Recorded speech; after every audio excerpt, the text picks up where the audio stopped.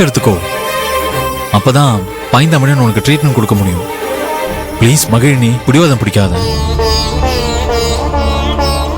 சரி, நீங்க சொல்ற மாதிரி நான் பிளட் டெஸ்ட் எடுக்கணும்னா நான் சொல்றதை நீங்க 2 பேருமே கேட்கணும்.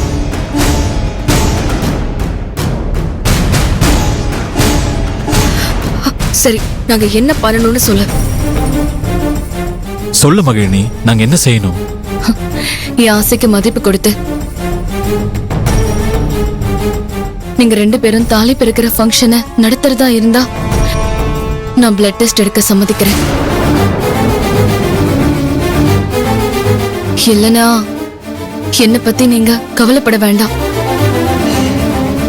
நான் எப்படியோ போறேன், விட்டுருங்க.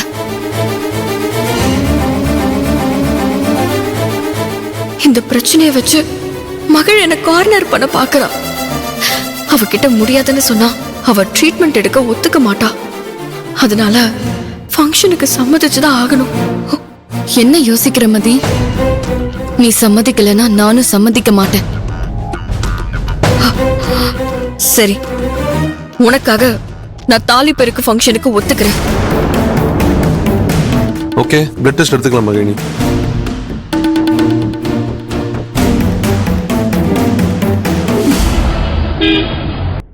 அப்படியே சொல்றேன். ஆமா. வாங்க வாங்க. எப்படி இருக்கீங்க? வாங்க வாங்க வாங்க. குடிக்க ஏதாவது எடுத்துட்டு வரட்டுமா? இல்ல பரவாயில்லம்மா. ரொம்ப நாள் ஆச்சு நீங்க வந்து. ஆமா அக்கா. ஸ்வேதா,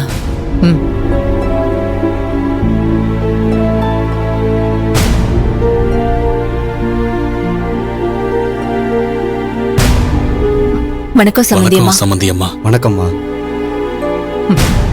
சீதா, இவங்க எல்லாம் எதுக்கு வந்திருக்காங்கன்னு கேளு. அத்தை இதோ கேக்குறேன். அத்தை என்ன விஷயமா வந்திருக்கீங்கன்னு அத்தை கேக்குறாங்க. அது ஒண்ணும் இல்ல சம்பந்தியம்மா. ஆடி மாசம் முடியறதுக்குள்ள மதிக்கு தாலி பிரிச்சு மாத்தணும். அத பத்தி பேசிட்டு நாள் குறிக்கலான்னு வந்தோம். நாங்க இத பத்தி மாப்பிள்ளை கிட்ட பேசிட்டோம். வீட்டுக்கு வந்தா உங்களையும் கலந்து பேசிட்டு ஒரு நல்ல நாள் பாத்துடலான்னு ஜோசியரையும் கூட்டிட்டு வந்திருக்கோம். தம்பி, மாப்பிள்ளை கொஞ்சம் வர சொல்லுங்களேன். ஆதி வீட்டுல இல்லைங்க, அவனும் மதியம் வெளியே போயிருக்காங்க. அட கடவுளே, மாப்பிள்ளை இருந்தா தானே இவங்க கிட்ட பேச முடியும். இப்ப எப்படி பேசுறதுன்னு தெரியலையே. மதி கோயிலுக்கு போயிருந்தா அவளை கூட்டிட்டு வரதுக்காக தான் போயிருக்காரு. அவங்க மதிய கூட்டிட்டு வந்துட்டாங்களேம்மா. அவங்க அப்பவே வீட்டுக்கு கிளம்பிட்டாங்களே, இன்னுமா வரல? அப்படியா? இன்னும் வரலையே. அவங்க வரட்டும், அது வரைக்கும் நீங்க வாங்க, வெயிட் பண்ணுங்க. வந்ததுக்கு அப்புறம் ஒரு நல்ல நாள் குறிச்சுக்கலாம்.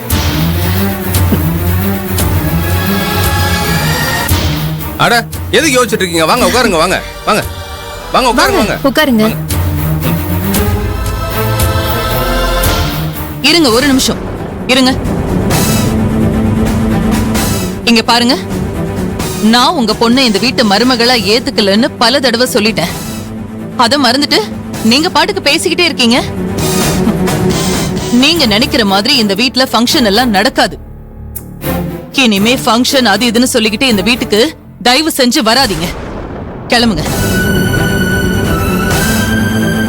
சம்பந்தி, கொஞ்சம் பொறுமையா இருங்க.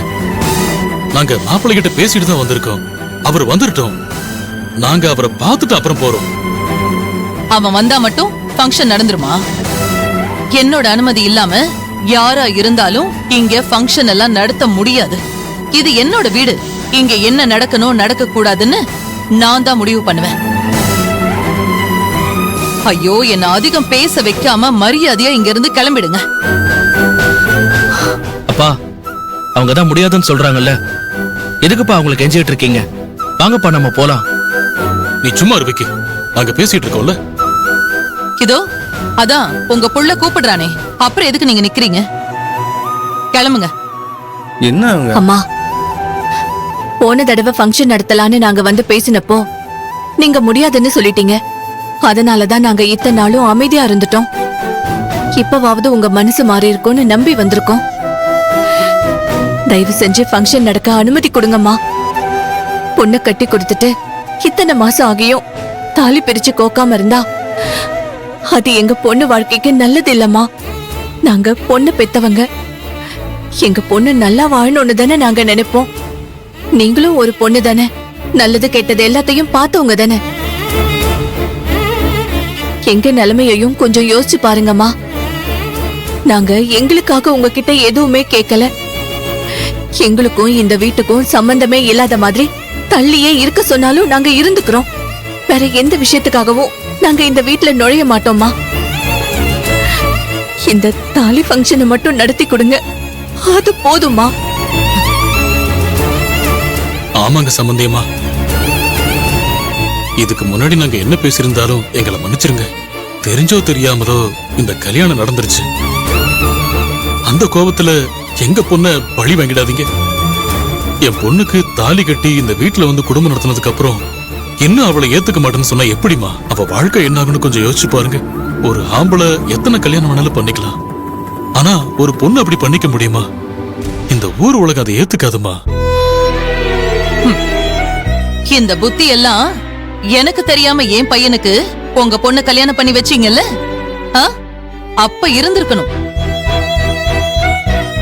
பெரிய இடத்து பையன் கிடைச்சிட்டான்னு அவன் வீட்டுல சொல்லாம கல்யாணத்தை முடிச்சிடலான்னு நீங்க பண்ணீங்கல்ல, அதுக்கான தண்டனைய நீங்க அனுபவிச்சுதான் ஆகணும். நான் யாரும் கெட்டு போகணும்னு நினைக்கிறது இல்ல. அதுக்காக ஏன் புள்ள வாழ்க்கை கெட்டு போறத நான் பாத்துக்கிட்டு சும்மா இருக்க மாட்டேன். அத்தை, இவங்க பொண்ணுதான் ஆதியோட சேர்ந்து வாழ மாட்டேன்னு சொல்லிட்டால, அதுக்கப்புறமும் இன்னும் இதுக்கு தாலி ஃபங்க்ஷன் நடத்தணும்னு சொல்லிட்டு இருக்காங்க. ஏற்கனவே ஆதி அவளால நிம்மதி இல்லாம இருக்கான். அவனோட கொஞ்ச நஞ்ச நிம்மதியும் கெடுத்துற போறாங்க. இங்க பாருங்க, உங்க பொண்ணு நல்லா இருக்கணும்னு நீங்க நினைக்கிற மாதிரி தானே நானும் என் புள்ள நல்லா இருக்கணும்னு நினைப்பேன். அவன் நல்லா இருக்கணும்னா உங்க பொண்ணு இந்த வீட்டை விட்டு போயே ஆகணும். அப்பதான் என் புள்ளையோட வாழ்க்கை நல்லா இருக்கும்.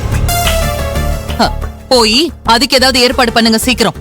ஏய் என்ன அப்பா, அவங்க பாட்டுக்கு என்னென்னமோ பேசிட்டு இருக்காங்க, எல்லாத்தையும் கேட்டுட்டு நிக்கிறீங்களே. வேண்டாம்ப்பா, வாங்கப்பா போலாம். அப்பா, நான் சொல்றத கேளுங்கப்பா, வாங்கப்பா நம்ம போலாம். மா வாங்கம்மா.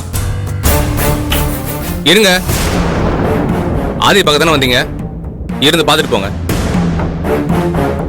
அகிலன், அம்மா, ஃபங்க்ஷன் நடத்துறது இருக்கட்டும், அவங்க ஆதியோட மாமனார் மாமியார் அவங்க ஆதியை பார்க்க வந்திருக்காங்க.